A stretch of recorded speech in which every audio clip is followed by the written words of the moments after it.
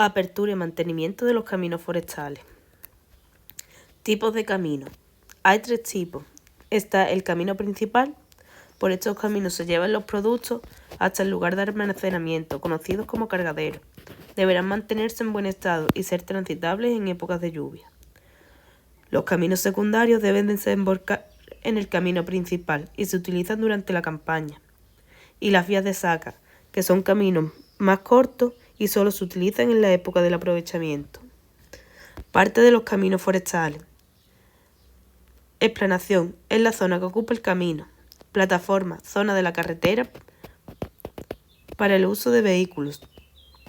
Desmonte, movimiento de tierra para rebajar el terreno hasta una cota determinada.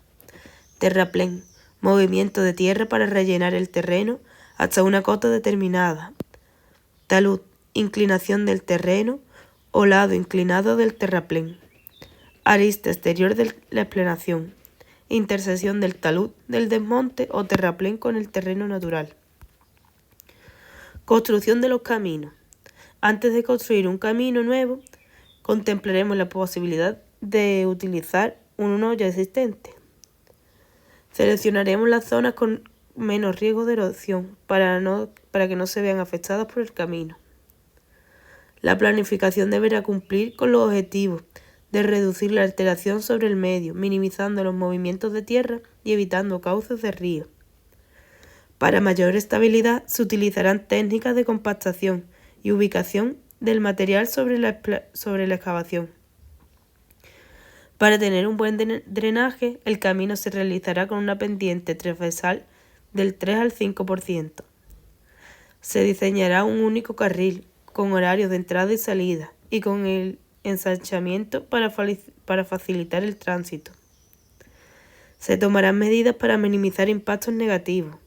Revestimiento vegetal de los taludes mediante medidas de reducción de polvo por el tránsito de vehículos, manteniendo periódico para evitar el riesgo de derrumbe, desplazamientos, etc. Secuencia de las operaciones. Primero, replanteo. Llevar sobre el terreno todos los puntos que permitan iniciar la construcción. Se delimitará colocando estacas en la zona que irá el camino. Desbroce. Se eliminará toda la vegetación, basura o escombros que estén en la zona delimitada por las estacas. 3. Demoliciones. Se derribarán todos los elementos que obstaculicen la obra. Escarificación y compactación. Descomposición del terreno afectado por el medio mecánico y su posterior eliminación, sustitución o compactamiento. Excavaciones. Conjunto de operaciones de excavar, evacuar y nivelar las zonas que deberán ser asentadas. Terraplenes. Se realizarán mediante la acumulación de material y con el tiempo el material se asentará y estabilizará. Terminación y refino de la explanación. Conjunto de operaciones para el acabado geométrico y poder pasar al afirmado. Afirmado. El firme está construido por varias capas con el objetivo de minimizar los esfuerzos y repartir las cargas que se producen en la superficie. Desbrozo del terreno. El desbrozo se puede realizar con un tractor bulldozer que realizará un decapado del suelo y va dejando los restos vegetales en su lado. Su principal inconveniente son los diámetros de los árboles. Si superan los 20 centímetros de diámetro, se deberán apear con motosierra. Recomendaciones. El apeo será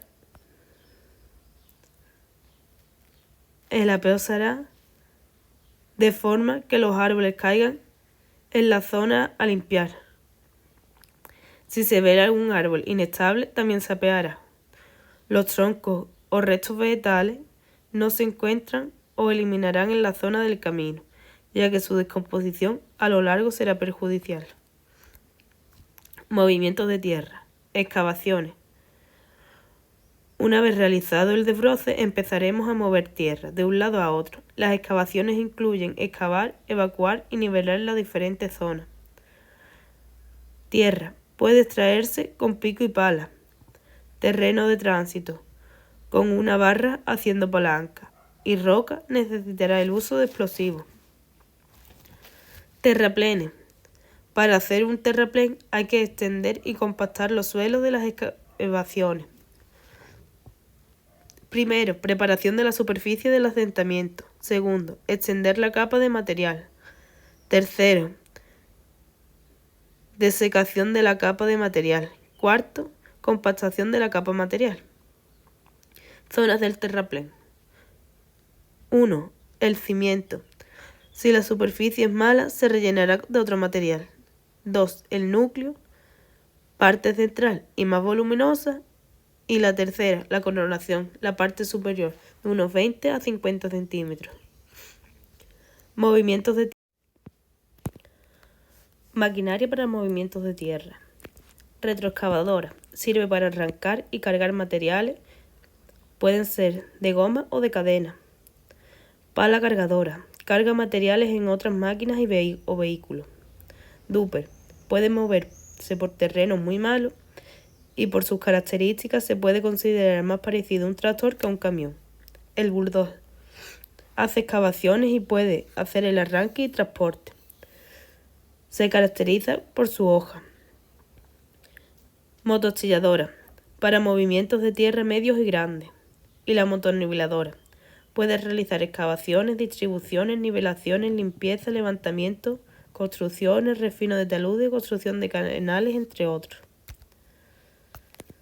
Nivelación del camino. Longitudinal. Se coloca un nivel entre dos estacas consecutivas del eje del camino y se nivela el aparato de manera que las visuales lanzadas con el nivel establezcan un plano de referencia horizontal. Sobre las estacas se coloca una mira. Regla graduada. Si las dos estacas están al mismo nivel, cuando lancemos la visual a la mira colocada sobre la primera estaca, observaremos sobre la escala graduada de la mira a una altura será igual a la observada cuando la lancemos la visual a la mira sobre la segunda estaca. Si las estacas no están a la misma altura, la diferencia de altura entre las mismas será el desnivel. Y transversal. Colocaremos las estacas en los bordes a una altura similar. 1. Colocamos una manguera transparente y llena de agua. El agua siempre se situará en ambos extremos de la manguera al mismo nivel. Cuando el nivel que hay en la estaca del eje del camino coincida con el nivel de la estaca del borde, ambas estarán a la misma altura. Para darles una pequeña pendiente de drenaje, marcaremos en la estaca del borde unos centímetros por debajo de la marca del agua. Los centímetros dependerán de la pendiente que queramos darle. Compactación.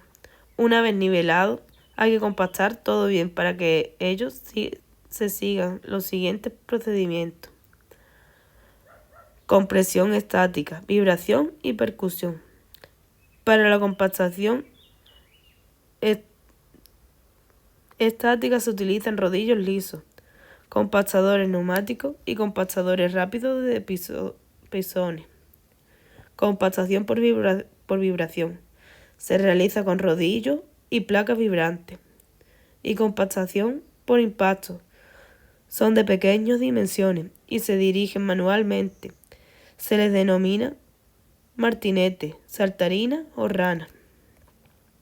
Afirmado. Explanada mejorada.